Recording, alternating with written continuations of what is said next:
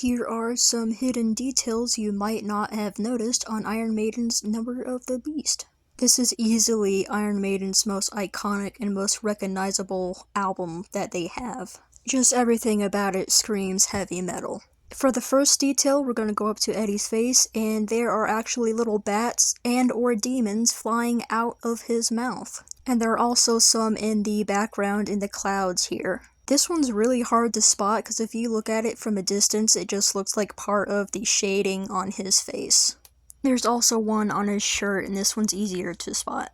Going down to the beast, this one's the easiest to see, but he actually has shadow wings with lightning bones. This one's easy to spot, you can easily notice it, but if you look at it from a distance, it just looks like part of the shading of the clouds in the background. I've seen that a lot of people haven't noticed this one, but if we look at the beast, we can see that he's being controlled by Eddie here like a little puppet master, but if we go back to the beast and then go underneath him, we can see he's actually controlling a little tiny version of Eddie. So who is controlling who in the long run? Is it the beast controlling Eddie, controlling him like an Ouroboros, or is just Eddie controlling the beast? At the bottom left, you can see 3 suns. These are very small and very faint. I just now noticed them as I was finishing the video. But if you look at it from a distance, you can barely even notice them because you're focused on Eddie.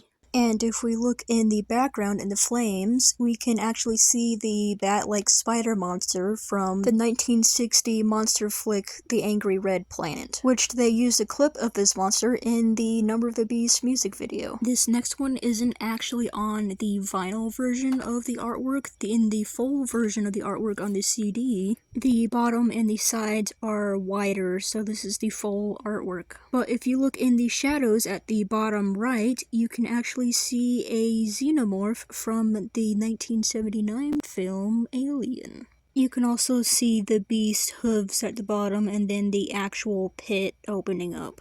And a few more demons flying around and then in the background. I think they cut this from the full artwork on the original album at first because this only came out 3 years after the Alien movie came out, so they were probably having issues with copyright, so they just cut it from the first release of it. But they brought it back for the special release of the CDs. And if we look at Eddie's outfit, his white shirt and his blue jeans, we can actually see he's wearing the same outfit as he did in the previous album, Killers. And there are some smaller, more fun details in the background, like there's 2 people with a question mark and an exclamation mark above their heads in the background, and there is a guy being impaled on an octopus tentacle monster right there. This one isn't really a hidden detail, but more of a fun fact. The background used to be way more blue, but when they re-released it, they changed it to more gray. I definitely like the blue better, but you can see the details in the clouds more on the gray background. But this is easily one of my top 5, or even top 3 Iron Maiden albums, and I hope you enjoyed seeing all the tiny little details hidden in it.